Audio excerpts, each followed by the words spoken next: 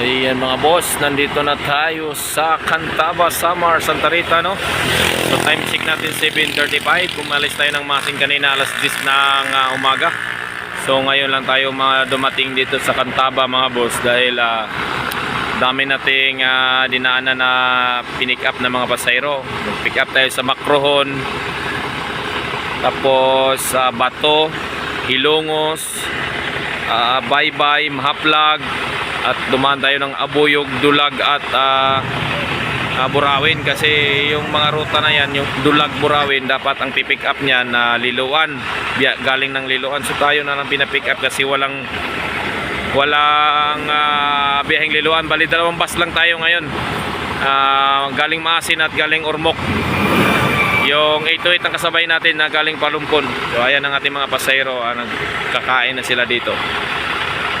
So ayan mga boss, salamat sa ating safe na biyahe galing Masin hanggang dito sa Cantaba, Samar, Santa Rita. Ayan mga boss, ingat-ingat na lang po tayo sa ating biyahe.